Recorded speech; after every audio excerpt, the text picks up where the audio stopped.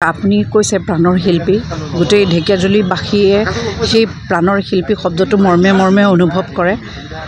প্ৰাণৰ শিল্পীলৈ গোটেই ঢেকিয়াজুলিবাসীয়ে একলগ হৈ পেলাই শ্ৰদ্ধাঞ্জলি সামূহিয়াকৈ তেওঁৰ আদ্যশ্ৰাদ্ধ অৰ্জন কৰি জনাব খুজিছে। এনেকুৱা সময় একচুৱেলি বহুত গধুৰ মুহূৰ্ত।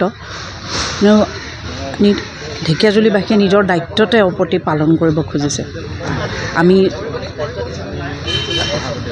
সমজিলা আয়ুক্ত হিচাপে ময়ো এজন ঢেকিয়াজুলিবাসী বুলি মই অনুভৱ কৰোঁ। মই সকলোৰে লগত আছোঁ।